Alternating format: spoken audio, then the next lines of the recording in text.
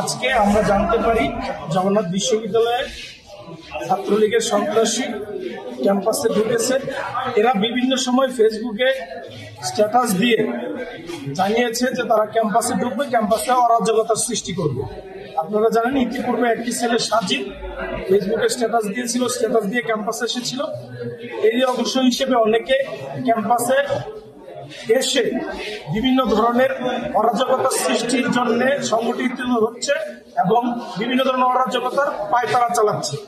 আজকে যারা এদের মাধ্যমে আহত হয়েছে, যারা আঘাতের শিকার হয়েছে, তারা এসে যখন তাদেরকে ধরতে যায়, তারা উল্টা ছাত্রদলের বিরুদ্ধে মব সৃষ্টি করে।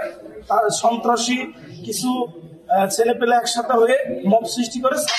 ছাত্রদলের এই সন্ত্রাসী ছাত্রলীগকে বিচারের আওতায় আনার জন্য আমরা যখন আলটিমেটাম দিয়েছি, আমরা প্রক্টোরিয়াল বডিকে জানিয়েছি, আমরা আইনি প্রতি শ্রদ্ধা রেখে আইনি প্রক্রিয়ার মাধ্যমে আমরা আলটিমেটাম দিয়ে নিচে অবস্থান নিয়েছি এবং জানিয়েছি, বলেছি যে সন্ত্রাসী ছাত্রলীগ যারা করেছে এবং যারা কারো বিরুদ্ধে মব সৃষ্টি করেছে, ক্যাম্পাসে নির্যাতন করেছে বিগত 16-17 বছরে।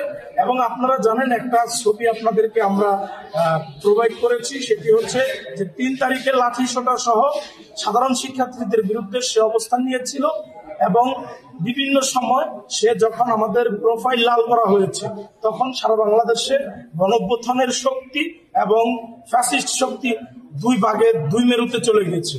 সেই 2 মেরুতে চলে গিয়ে সে ফেসবুকে স্ট্যাটাস দিয়েছে, তারা বাঙালি বাঙালি বলে স্লোগান দিয়েছে এবং ফেসবুকে স্ট্যাটাস দিয়েছে। এরকম একটি চিহ্নিত ছাত্রলীগকে আমরা আইনের আওতায় আনতে চাই। আমরা আইনের প্রতি শ্রদ্ধাশীল থেকে তার বিরুদ্ধে ব্যবস্থা নেওয়ার দাবি জানাচ্ছি আপনাদের মাধ্যমে।